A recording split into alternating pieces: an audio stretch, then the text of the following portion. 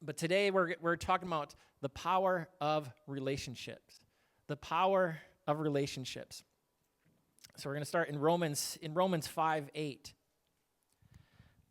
It says, "But God demonstrates his own love for us in this: while we were still sinners, Christ died for us." So what has a person done for their child, for their son or daughter? What has a person done? I think about the story of Dick Voigt. Many of you might have heard of him. He was a father who showed love and devotion to his son. His son was born in 1962, was a quadriplegic with cerebral palsy.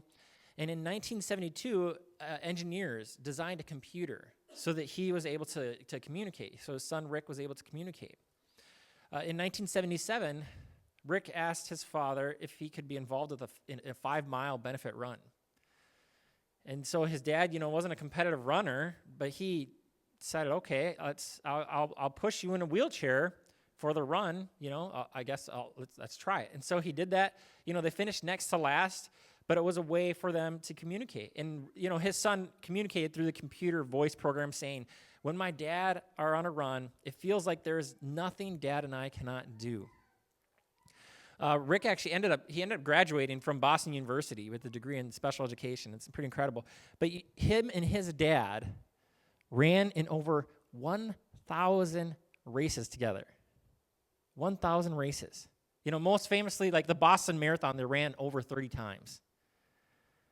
I mean, that story is phenomenal. You think about the devotion, the dedication of that father to his son, realizing, hey, I want to connect with my son. I want to help him. I want him to still have experiences, even though he might not be able to walk, he might not be able to move or even speak and do these things. I still want to be able to have him experience life and the joys and the interesting aspects of life. And so he did that and showed the power of love to his son. Switching relationship perspectives, how does a person affect another person with their emotions? You guys ever realize that, like, the closer you get to somebody, the more they affect you emotionally? You think about the spouses. The triggers that a spouse can cause can be very powerful. And it's, sometimes those emotional swings can be tremendous. I mean, first, let's look at the really negative perspective, all right? I don't mean to go really negative, but from 1980 to 2008, nearly 1 out of 5 murder victims were killed by an intimate partner. Many murders are domestic murders because that level of closeness that they have contributes to a high level of pain when there's a problem. There's a problem in relationship. There's this high level of pain because of that closeness. So some people will say, okay, I'm going to wall off. I can't get close to anybody because I know that the closer I get, that there's all kinds of triggers that start to build up between people. And it's, I mean, you guys have all had those experiences, right? Where your spouse all of a sudden starts to talk about something random, something small, they're like, so, where do you want to eat today? Do you want to, you want to go out? You want to cook something? And all of a sudden they're like, what, you expect me to cook today? Come on. I cooked all week. I've slaved, and you want me to cook? And you're like, whoa, what just happened? What trigger did I just run into? Right? And all of a sudden it's like, oh, I guess I haven't been appreciating her very much as far as her cooking. Maybe I should say thank you a few more times, or talk about how good her pot roast was last night. Or maybe she wants me to cook tonight for her. I don't know. All of a sudden you realize I hit some kind of strong trigger here, and that happens all the time in relationships as we get closer to one another. There's just this level of knowledge of one another. Knowledge of the good and the bad. They see you that you can't hide your bad parts as much, right? The closer you are, like your siblings, they see all of it. They know. They'll be like, oh yeah, they think he's a great student. They should see him at home. I mean, he picks fights with me all the time. You see all of those aspects of that person. So there's, obviously there's the positive experiences to relationships. You look at the spousal relationships where having a supportive spouse helps you get through failures and hard times and it encourages you not to give up and to take on challenges. Many successful people attribute their success to their spouse, to a supportive spouse. I've seen it where a man has stepped up to the plate in marriage or when having a kid. They take on this level of responsibility that they didn't have before. All of a sudden, when they got married or had a kid, all of a sudden they were like, I need to step up. I'm going to step up my game. And they just, it's amazing to see. I mean, you just love to see that. You're like, wow, that guy, he was playing video games 15 hours a day and just eating Doritos on the couch. And now, like, he's gotten in this relationship and he's just taken this responsibility on. And he's like, I'm going to work for my family. I'm going to work hard. I'm going to help them. And you're like, wow, like that's incredible how he stepped up. And, I've enjoyed laughing with my wife and enjoying life with her. I've appreciated being able to take these steps each and every day. And I've also appreciated when she steps in and takes over when I'm taking care of a screaming baby and about to lose my mind. And if you guys have ever been there where the other person, I've been there where Savannah was on the changing table. She was really young, screaming, and I was like, I can't handle my emotions at this moment. Megan, I need to leave like right now. Can you help? And so I like walked away, went into some other room. So it's like, hey, she took over, and it's amazing how sometimes that support can really help. It can help you from doing things that you'll regret or things that will be horrible. But there's a power in relationships. Relationships are powerful. You think about the story of Romeo and Juliet. It's, one of the most famous stories, Shakespeare wrote, and it's known around the world as far as the power of a relationship. But it led to all kinds of actions, right? Murder, suicide. I mean, many are drawn to that story because they see the strong emotions involved and the power of the relationship that comes into play. You look at the parental relationships, boyfriends, girlfriends, other relatives. There's that strong emotion, that strong ties, and how much of a difference it makes in somebody's life.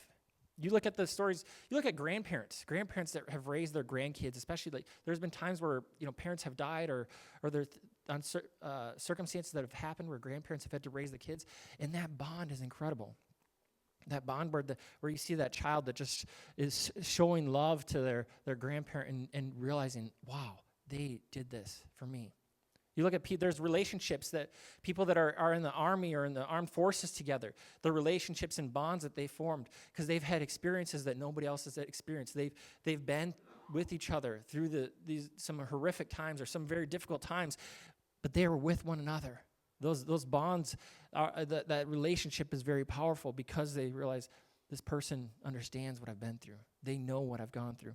You look at the relationships, even on a football team, as we're talking about, Super Bowl Sunday, there's this relationship where it's fun sometimes to listen to these guys talk about these guys like, oh, we're doing battle together. We're like, even though it's just a football game, they have this camaraderie because they're spending day in, day out practicing together, being there for one another, hearing what's in their life. It's not all just what's going on in football. They talk about life. They talk about what's going on with their kids, what's going on with their spouses or their girlfriends. They're talking about all these different other aspects of life, and they're sharing life together on a daily basis. Sometimes we don't think about that. We look at, okay, yeah, it's football, but it's like, imagine everybody in this church. Imagine us being together every 5 days a week, 6 days a week, whatever, for hours on end. You get to know each other a little bit more. Some would be like, you get to know the pet peeves too, just like you get to know the good and bad and ugly, everything. But that forms a relationship, a bond. You look, the relationships in church, you guys, we are here for one another, to pray for one another, to be there for one another, to walk through life together, to understand that, hey, you're going through this problem, and I'm going to be there for you. I'm going to pray with you. You can text me, you can call me and say, hey, I'm dealing with this, or I'm really like extremely emotional right now. I'm really angry, or I'm really depressed, and I need someone to talk to, or I need someone to pray with, or I need some advice, or just, we're here to do life with one another. That's the power of relationships. That's what we're here for as a church. As the church body, we are here to be there for one another. We're not just here to wave and say hi once a week or once every other week or, whatever. That's not what we're here for. We're here to be there for one another, to pray for one another on a daily basis, to get into each other's life and say, hey, I'm here for you. Hey, you want to come over and hang out? You want to go out for lunch today? Hey, is there an opportunity where I can just talk and just go have coffee with you and have an opportunity to get to know your story of what's going on. Relationships are important. Relationships in a family.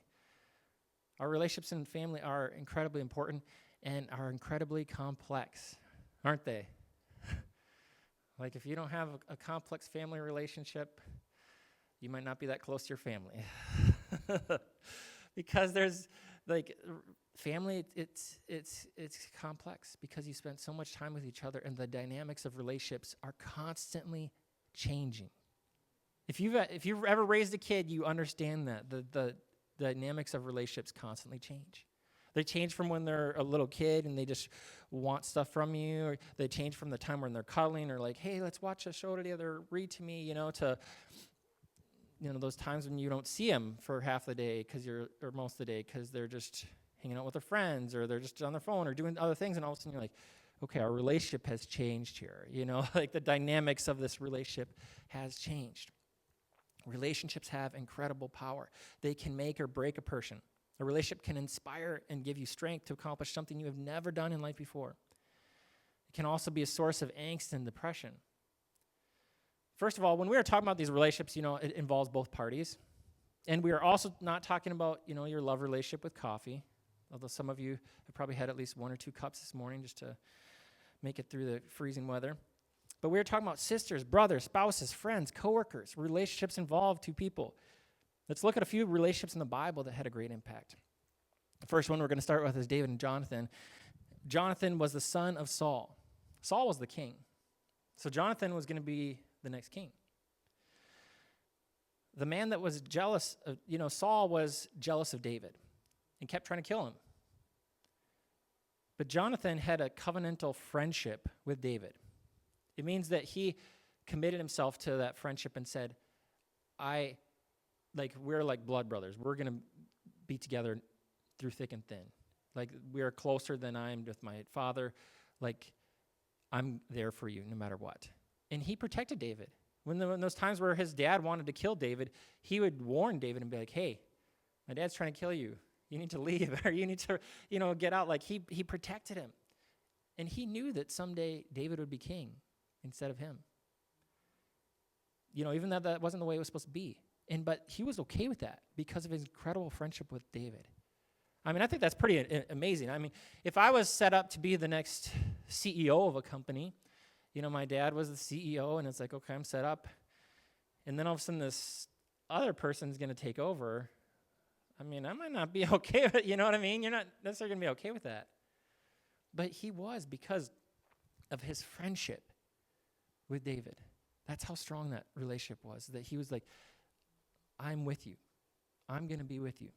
And another relationship in the Bible that we see that where it has a strong influence as far as relationship is Samson and Delilah. I don't know if you guys have heard this story very often, but she was a horrible influence on his life. She eventually got him to turn his back on God and what God would want for him. He lost his strength because of that influence. He still made that choice. Obviously, he made the choice, but her influence was not a good one. You look at it, she would constantly be like, oh, what's the source of your strength? What's the source of your strength? And be like, oh, it's this. And then she'd be like, okay. And then the next day, she would have had these men come and do that to try and get rid of his strength. And, he had lied to her, so it wasn't the source of his strength, and they get up and beat those guys up. And that happened multiple times. And you think, at one point, it's like, okay, Samson, where's your brain at? This has happened multiple times. You've told her this. Okay, this is my weakness. And then again, they bind you. They do this. Happens again and again. And he doesn't seem to get the picture. He doesn't seem to realize that, oh, this woman's a bad influence on me. You look at Jezebel and Ahab in the Bible. Ahab was a wicked king. Did evil in the sight of the Lord. It said he did more evil than all the kings before him. But Jezebel was also a horrible influence on his life because she wanted him to kill people. She wanted him to set up worship to Baal, to like other gods, when the Israelites were committed to serving God. They were committed to following after God. And she led him to worship other gods, set up different altars and places where they could worship gods that were not the true God. She helped him turn the people away from God. She did so much evil. Between the two of them, I mean, they're like one of those couples. It's like, all right, here's the good example, here's the bad example. This is like the bad example. This is like, okay, this couple is the couple you do not want to be like. And that you look at the power of that relationship. Then you look at someone like Ruth and Naomi. We've talked about them before as far as how Ruth continued to be faithful to Naomi. She was her mother-in-law. And she was committed to being there for her mother-in-law after both their husbands died. And she moved back to her mother-in-law's hometown and worked to try and support her mother-in-law. I mean, that's pretty incredible. I mean, I don't know about you and your relationship with your mother-in-law, but you don't hear that typically. As far as, hey, I'm going to move where you are. I'm going to take care of you. I'm going to be there for you. But that was the power of that relationship. You look at Elijah and Elisha. They're both prophets who accomplished great things. And Elijah was a mentor to Elisha and was there for him. You look at Paul and Timothy. Paul was a mentor to Timothy and helped lead him into developing his relationship with God until the point where Timothy then was ministering to people and sharing his faith and being a leader. You look at the relationship of Jacob and Rachel. There's, it's like one of these love stories that it's pretty amazing. Look at in Genesis chapter 29, it talks about this. Jacob arrived at his uncle Laban's home in search of a wife. Found Rachel, Laban's youngest daughter, and her older sister Leah. Rachel was beautiful.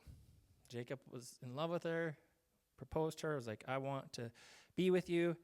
And he said, I think she's so amazing and so beautiful.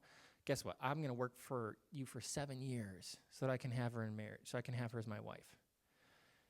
And Laban was like, that sounds pretty good. You work for me for 7 years, just, for my daughter. Back then it was kind of, it was looked at very different, obviously, than it is nowadays. But he worked for 7 years. And so it's like, wow, what a love story, He worked for 7 years for this, to be with this woman. And it's like, he said it only seemed like a few days because of the love for her. Beautiful story, right? Except what happened after that? Laban brought his daughter to Jacob in the dark of night to be his wife. But it wasn't Rachel. It was his other daughter, Leah. So they consummated their marriage that night. And the morning came, and all of a sudden he realized, oh, this is the wrong woman. There's a lot of factors. It doesn't say specifically. You don't know, okay, was he drunk? Was it just, how did this happen where he didn't recognize her? Was she, the veil over her? We don't have all those details. But he woke up. And so then Laban said, oh, well, we want the way we do it is we have the oldest get married first. So you can have her as your wife, but then I'll also give you the one that you really want as your wife in a week. I'll give her to you, but you have to work for 7 more years for me. It's like, oh, really? And so you look at that power of relationships, what that caused Jacob to do. But then you also look at his relationship with Laban, and later on he started to deceive Laban so that he would get richer, and Laban would get weaker in regards to his overall wealth. Because, you look at the deception between the two of them. It just went back and forth. It's like, you deceive me? Okay, I'm going to deceive you. I'm going to make it worse for you. The power of relationships. You look at some scriptural wisdom about relationships. In Colossians 3:21, this is my daughter quoted this to me after I had written up the sermon, and she didn't know I had put this in the sermon, but she had quoted this to me. And it was funny because I think it's one of her favorites. But Colossians 3:21 says, "Fathers, do not exasperate your children so that they will not lose heart." Good advice, right? Sometimes as fathers can exasperate our kids. Ephesians 6:1-3, it says, "Children, obey your parents in the Lord, for this is right. Honor your father and mother." This is the first commandment with a promise, "that it may go well with you and that you may live long in the land." In Matthew 7:12, it says, "So in everything, do to others what you would have them do to you. For this sums up the law and the prophets." That the kind of the golden rule there. That many people don't even know that that's in the scriptures, right? Do to others what you would have them do to you. In Proverbs 15:1, it says, "A gentle answer turns away wrath, but a harsh word stirs up anger." How many of you know that's true? How many of you know that's difficult? A gentle answer turns away wrath. Sometimes those harsh words just come up, and and they come out, and they just come out of your mouth, and then it's a firework war here. All of a sudden that harsh word comes up, and then all of a sudden you get the harsh words coming back. You get it doesn't work. But sometimes that gentle answer, it can change everything. Just kind of like that. I've talked about this active listening thing that I've worked on throughout my marriage and life, and trying to figure out how to be better active listeners. It's that gentle answer. When the person comes at you and it starts accusing you of something, or starts saying, "Oh, why did you forgot to unplug the light, or you forgot to do this, and our electricity bill is up $25 because of this," and all of a sudden you're like, first thought is defensiveness. Well, what about that? You had this on. I mean, come on. You've had the TV on for all this electricity that you waste. There's a lot of ammunition that we have, especially if you've been married for a few decades. But then instead to say, "Oh, so you're kind of frustrated at me because I left this on a little bit long and the electricity bill is high, huh?" I'm like, "Yeah, I am." Yeah. All of a sudden they realize, "Oh, they're listening to me. They're understanding me." So it's weird how, like, even paraphrasing something back to someone, the power of that in the line of communication. In Exodus 20:12, it says, "Honor your father and your mother, that your days may be long in the land that the Lord your God has given you." And in Ecclesiastes 4:12, "Though one may be overpowered, two can defend themselves. A cord of 3 strands is not quickly broken." And then our most important relationship is our relationship with Jesus. Jesus gives us access to the Father. In John 17:20, it says, "My prayer is not for them alone," the disciples. "I pray also for those who will believe in me through their message, that all of them may be one.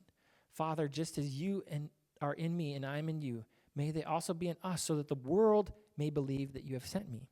I have given them the glory that you gave me, that they may be one as we are one, in them and you and me, so that they may be brought to complete unity. Then the world will know that you sent me and have loved them even as you have loved me." So the power of our relationship with Christ gives us the ability to impact people's lives in a positive way. That relationship with Christ is the most important relationship you will ever have. You look at how the disciples came to follow after Jesus. And they healed people.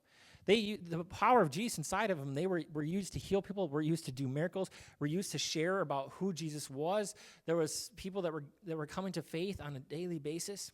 We talked briefly about the fruits of the Spirit last week, and if Jesus is the perfect example of that, and we have a relationship with Jesus, then we can learn from him. We can develop the characteristics that will improve our relationships. Jesus was awesome at relationships. Sometimes you probably feel like, "Oh, I had an awesome day with my relationships," except for that one person. But, anybody ever get through a whole day where all your relationships went well, where every kind of communication went well? Those are hard. Those are like the days you have 10 stars on. You're like, "Wow."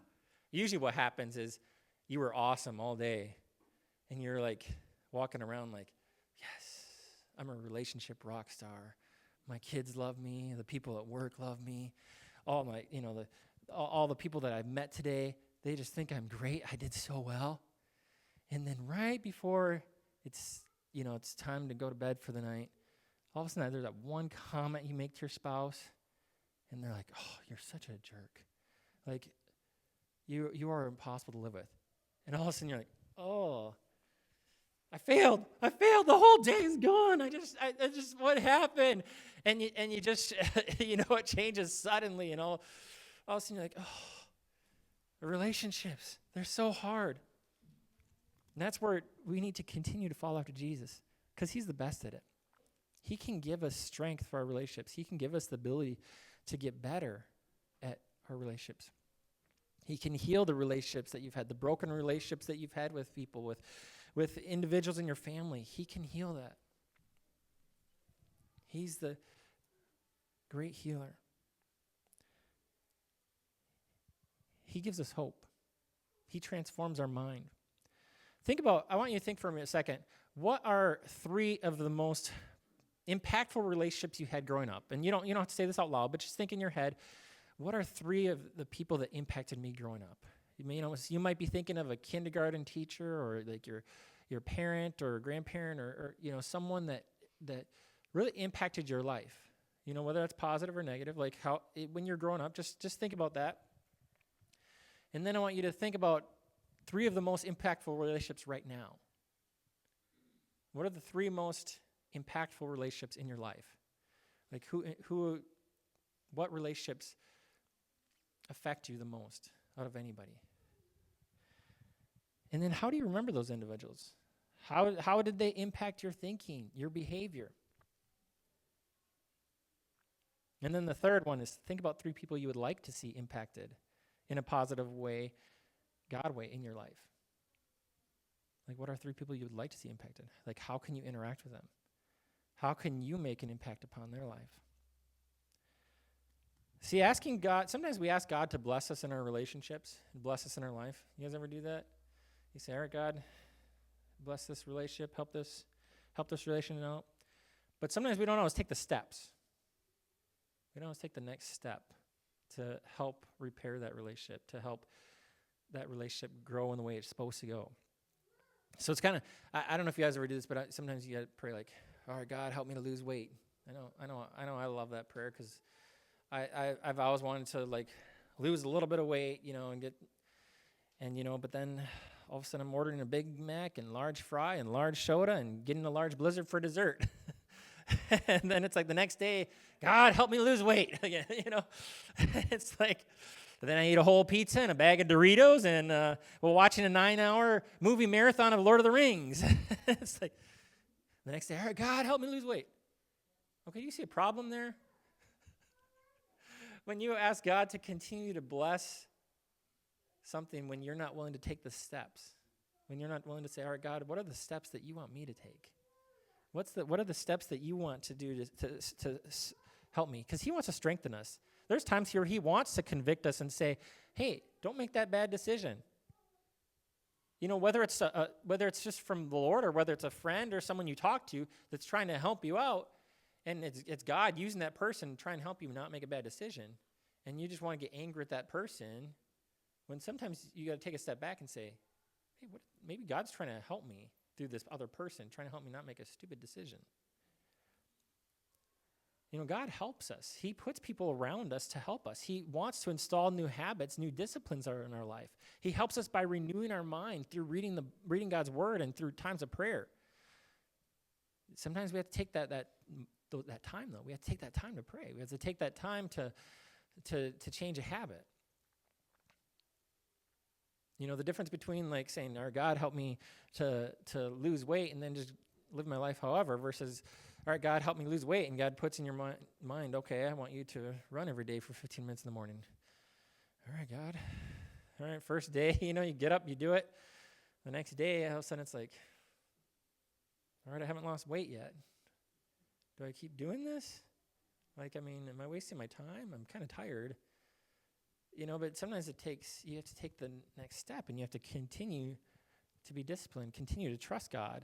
That, hey, God is speaking to you. God is saying, I want you to take another step in that relationship. I know you prayed for your spouse yesterday. I know you prayed for your kid yesterday, but do it again today. Yeah, you might not see results right away, but you got to have faithfulness to see results. You got to keep working at it. Not everything happens in a moment. Sometimes it takes 1,000 different steps, and then all of a sudden you realize, wow, life has this has changed. That's what it takes a lot of times. With relationships is you got to make that commitment on a daily basis for a period of time, and then you will finally see change. And by then you might not even notice, but the people around you will. They'll be like, wow, your relationship with your kid is awesome. How did you do it? And you'll be like, I don't know. Usually by the time that happens, you don't know because you've developed this habit. It's like, oh, I didn't realize that I was spending 20 minutes a day talking with my kid and praying with my kid, or spending time, developing that relationship, just praying to God or reading some books and saying, okay, what are ways that I can be involved with my kid based on their age, and how can I help them out? How can I be there for them? And all of a sudden you're doing it because you've committed to do it one day after another, and after months have gone by, all of a sudden your relationship has changed. Jesus has given you the strength to build that relationship to a strong point.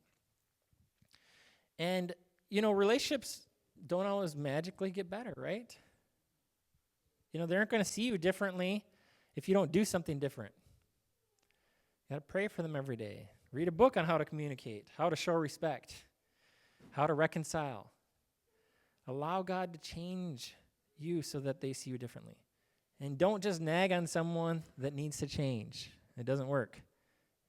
I don't know if you guys ever tried that. Ever tried to nag somebody to change? Nobody has ever done that, right? Never nagged on somebody, oh, can you just hang up the keys here, please? Can you just do this? It's hard because you see the potential in a person. You see how much better they could be if they would just do some of these things. You just think, oh, how? But then but nagging on them doesn't always work, right? They just push you away. They get ticked. They get worse. It doesn't work. And so it's like they need a new perspective change, a new change from Jesus to change their perspective. Jesus can change our perspective in life. He can change how we approach things. He can change how we do things. Now's the time to start or to renew a relationship with Jesus, because he's the one that helps us with these changes. He's the one that can help us to restore a relationship. He's the one that can help you to look at yourself and say, God, what do I need to do? I want to challenge you that. Think about the three closest relationships right now that you want to repair, or the impactful relationships you have right now. Think about that. How many times have you spent looking at that relationship and focusing on the other person and their faults in that relationship with you? And how much time have you spent looking at yourself and the things you need to develop, the patience that you need to develop, the respect that you need to show, the way that you communicate? Because it's so easy. I mean, we spend hours and hours complaining about other people and how they act, how they treat people, the decisions they make. We listen to shows, listen to people talking, like, oh, yeah, that's that person. Yep, that's the way they are. Yep, you got them to T. That's their problem, that problem. Yep, all these problems, all these things that they do, they need to change. They need help. It's like, no, God wants to change you. God wants to transform your mind. He wants to transform your heart. He wants to help you to take the next step towards being more like him.